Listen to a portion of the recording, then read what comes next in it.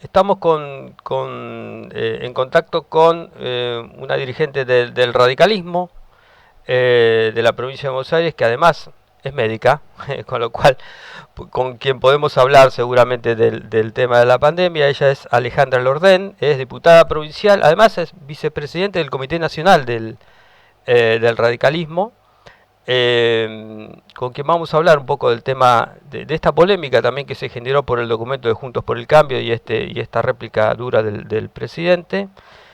Y también le podemos preguntar el tema de las PASO, a ver qué es lo que va a pasar. Alejandra, ¿qué tal? José Picón y Roberto Pascual te saludan. Buenas tardes.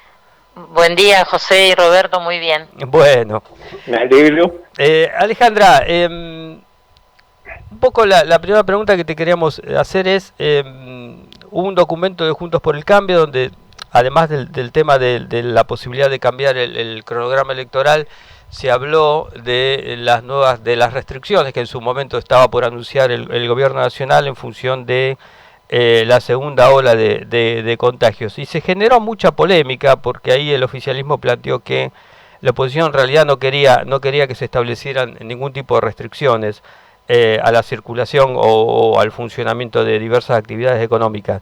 ¿Qué es lo que quiso plantear ahí Juntos por el Cambio, básicamente? ¿Hay un rechazo a estas restricciones que dispuso el gobierno o realmente planteaba otra cuestión la oposición? Mirá, el informe se ve que no ha sido interpretado o leído como tenía que leerse, pero antes de esa reunión en Juntos por el Cambio yo estuve con el presidente Cornejo en una reunión que hicimos con los gobernadores en el Comité Nacional, un poco para discutir la estrategia del radicalismo y así entonces poder ir a discutir en la mesa de Juntos por el Cambio. Todos entendemos que estamos transitando la segunda ola de COVID, eso es un hecho indiscutible, y que hay por supuesto un aumento exponencial de contagios y también mayor ocupación de cambios de terapia intensiva, no en todos los distritos, pero en muchos distritos de la provincia de Buenos Aires y del país. Ahora, nosotros no podemos volver con la receta de antes a una cuarentena eterna, volviendo a cerrar las escuelas, por ejemplo, volviendo a cerrar parte de la matriz productiva de nuestro país y de nuestra provincia, que es lo poco que queda para no terminar con la economía que realmente hizo bajar 10 puntos del PBI, como en pocos países del mundo.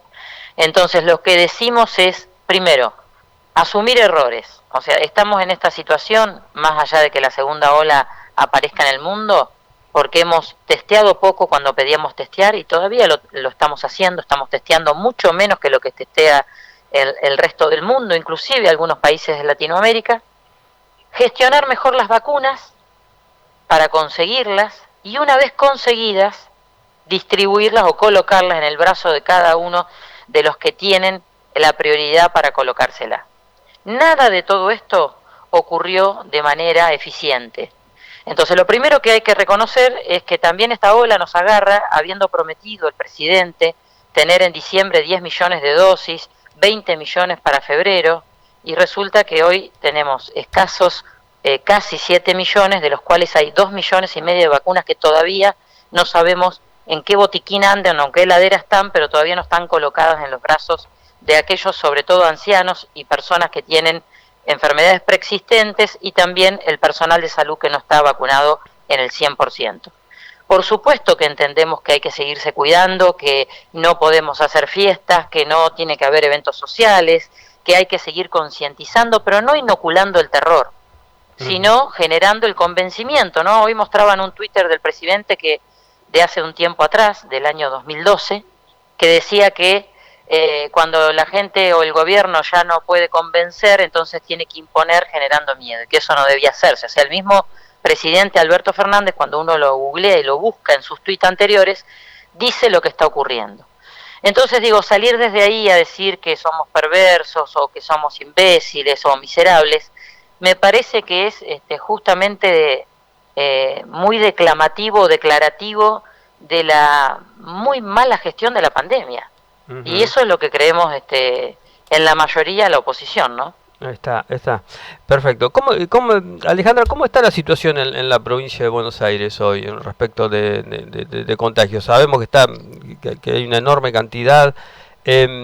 Pero ahí yo veía algunos datos y da como la sensación de que si bien hay una explosión en lo que se da a llamar el AMBA, también hay muchos distritos o zonas del interior también ya complicadas, ¿no? Cosa que en la primera hora había llegado bastante después. No sé qué. Vos sos de Saladillo, digamos. No sé qué viste En de casi eso. todos los distritos, bueno, nosotros tenemos algunos distritos en fase 5 que son 15 distritos en la provincia de Buenos Aires nada Sí, más. La mayoría están entre fase 3 y fase 4 y sí, los más complicados, como bien dijiste, son algunos sectores, sobre todo el AMBA y algunos distritos puntualmente. Uno es La Plata, que sí. tiene un porcentaje muy alto de ocupación de camas de terapia intensiva, allí en el San Juan de Dios, en el San Martín, en los principales lugares públicos, pero también en privado.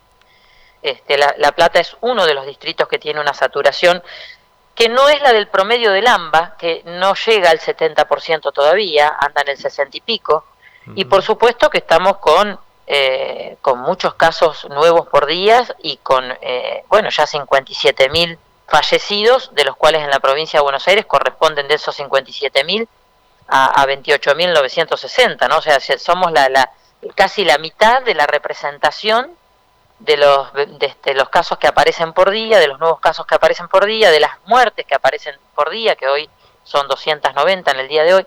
Digo, y así esto muestra una segunda ola claramente, o sea, hay un aumento de la contagiosidad. También hay que observar que, y esto puede tener que ver con algunas cepas nuevas, que está afectando a gente más joven, Ujú. y que por suerte y hasta ahora eso genera más casos positivos pero menos necesidad de ocupar camas de terapia. Pero por el otro lado, y ahí volvemos a lo que te planteaba, hay muchos abuelos o gente con enfermedades preexistentes o mayores de 60 años, que no son abuelos, son adultos mayores, que no están todavía vacunados Ujú. y que no están vacunados por distintas cuestiones. Y una de esas cuestiones es porque se vacunaron muchos militantes de la Cámpora en la provincia de Buenos Aires Ajá. y porque se usó el vacunatorio VIP para mucha gente que no tenía la prioridad.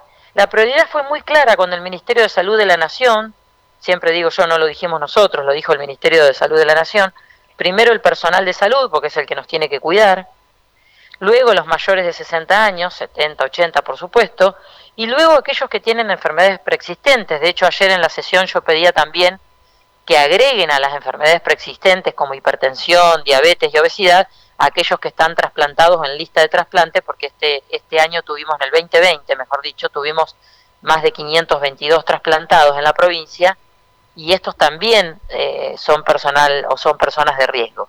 Entonces, Ujú. si realmente apuráramos un poquito más, ahora el presidente salió a decir que bueno, que en abril estaría un poco, pero siempre nos va corriendo el calendario un mes más, que en abril podríamos estar un poco más rápidos para la distribución de la vacuna porque estarían llegando algunas vacunas más.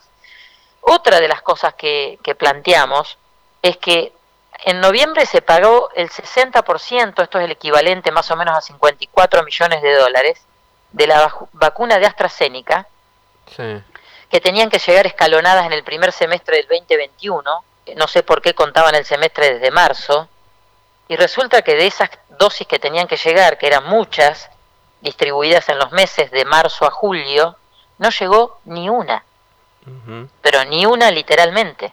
Entonces, bueno, y pagamos el 60% en noviembre. Bueno, todas estas cosas que hay que andarlas investigando porque no están muy con luz clara para que la oposición tenga la información, para que los medios de comunicación tengan la información, son las cosas que nosotros le reclamamos al gobierno y el gobierno contesta enojado con la oposición, cuando en realidad lo único que queremos es de alguna manera colaborar con esto, ¿no? Ujú. Alejandra, vos hubo casos que se han conocido, hubo vacunatorio VIP en la provincia entonces también, no focalizado, digamos, en el Ministerio de Salud como ocurrió en Nación, sino de distintas formas también en la provincia de Buenos Aires.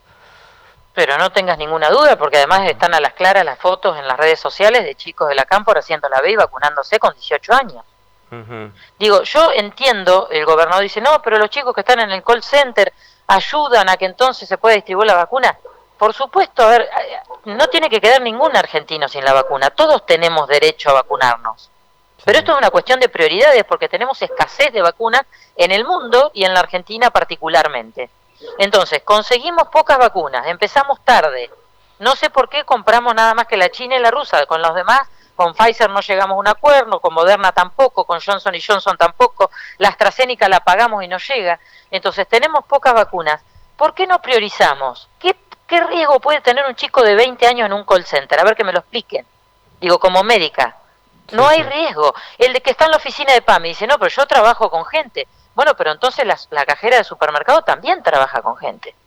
Claro. Entonces digo, no hay, embarullan a la gente, la confunden y se van de las prioridades que se habían dicho claramente.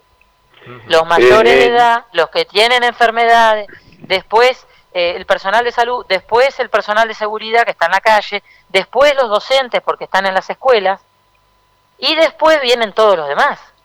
No es tan complicado entenderlo ni asumirlo. Miren, recién me acaban de llamar por un tema. En el Vacunate Buenos Aires empezaron a decir que aquellos abuelos que llamaban por el mail y no iban, que fueran a las postas porque los iban a vacunar igual.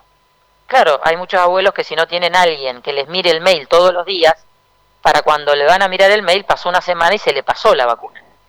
Bueno, resulta que en algunos distritos en la provincia, recién me llaman de 25 de mayo, va la gente, que es mucha, la que vio el turno tarde, va a vacunarse y en las postas le dicen, no, mire, tiene que esperar porque nosotros no sabemos nada de esto que dice la provincia. O sea, tan complejo es. Entonces, en vez de mandar Twitter con palabras agraviantes y todo, ¿por qué no nos ponemos a trabajar todos juntos en hacer más ágil esta distribución de la poca vacuna que hay? Digo, bueno, estos son los reclamos de la oposición, pero no, hay que charlar de las elecciones, qué sé yo qué va a pasar de acá a agosto, faltan 3 meses, testeemos más, busquemos a la gente, tratemos de que los hospitales no estén colapsados, mejoremos las terapias en donde, dejemos que los médicos estén todos vacunados porque muchos están cansados. Sí. Dediquémonos a esto, después vemos qué hacemos con la justicia, qué apuro tenemos con las causas que tiene la vicepresidenta y sus hijos, qué apuro tenemos para hoy postergar las PASO. No, están más preocupados por eso que por la preocupación real del ciudadano. Eso es lo que criticamos. Me parece que lo estoy tratando de explicar lo más claramente posible, ¿no? Sí. ¿Roberto? Sí, yo lo que veía, doctora, es que algunos casos que usted menciona corresponden a situaciones que se fueron dando y que por ahí después cambiaron. Por ejemplo, con respecto a la vacunación de personal de salud o docentes, que se priorizó respecto a personas con enfermedades preexistentes, que por ejemplo en mi caso, ¿no? En ese caso no se aplicaba la vacuna china porque no tenían la autorización para mayores de 65 años, entonces se optó por vacunar a docentes o personal de salud por ahí no prioritario y aplicar esas vacunas a ese grupo poblacional, y bueno, porque la teníamos acá y había que darla. Eso sí, eso se entiende. Ahora, no tienen por qué vacunar a un chico de 20 años en un call center. Sí, a los menores de 60 años, por ejemplo, los docentes, que fue una de las decisiones que se tomó porque los docentes no estaban en la primer línea. En la primer línea estaba el personal de salud, luego venían los mayores de 60 años y luego las enfermedades preexistentes entre los que tenían 18 y 59 años. Por supuesto, hay cosas que van apareciendo de la vacuna, que como esto es nuevo, claramente, primero se dijo que la vacuna china no servía, después se comprobó que sí. Primero pedimos informes por la rusa porque no estaba explicitada su fase 3 y nadie decía que éramos antivacunas. Mire, yo se lo digo como médica y habiendo sido presidenta y ahora vicepresidenta de la Comisión de Salud Pública, conozco muy pocos antivacunas, por supuesto que existen, pero este espacio político al que represento, la mayoría son pro vacunas y todos se quieren vacunar, lo cual no quiere decir que en su momento reclamábamos que las publicaciones internacionales dijeran algo de la fase 3 de la rusa, que era de la única, o sea, pero nadie dijo no nos vacunemos ninguno o no hay que vacunarse. Simplemente queríamos conocer. Luego se supo lo de la China y está bien que en ese caso las prioridades se corran, bien explicadas, como usted lo acaba de hacer, y con un sentido. Bueno, entonces vamos hacia el personal educativo, pero en el medio de eso ocurrieron otras cosas, ¿no? Sí, otra cosa que a mí me hace un poco de ruido, y después le voy a comentar algo con respecto a los pasos, es que me parece que sigue tuvimos un entrevistado anterior que esté, y criticaba al municipio por no habilitar centros de atención de derivación, ¿no?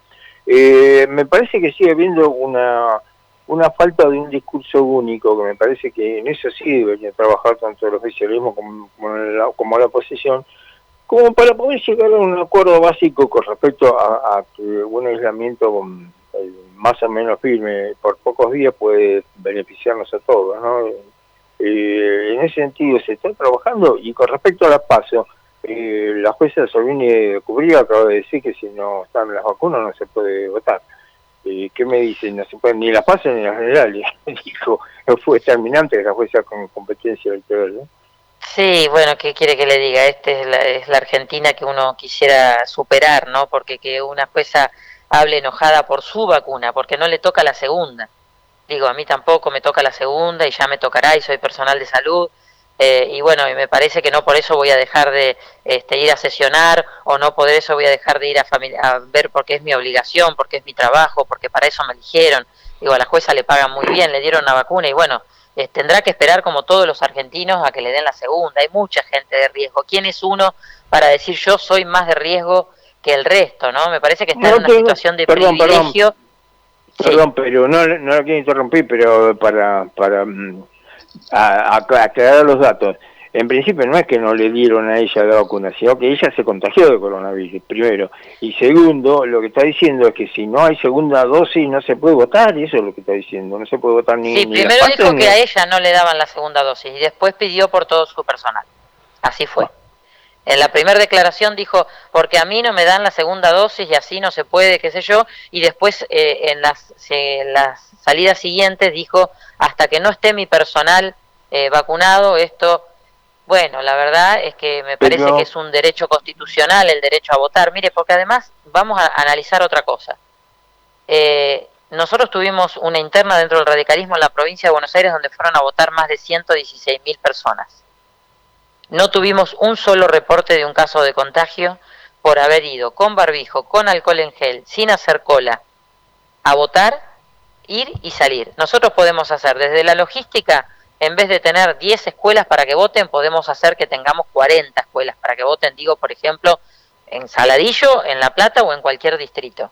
Entonces, podemos organizar, y estamos a tiempo, aunque el oficialismo dice que no, de hacer algo que es muy importante, la boleta única en papel.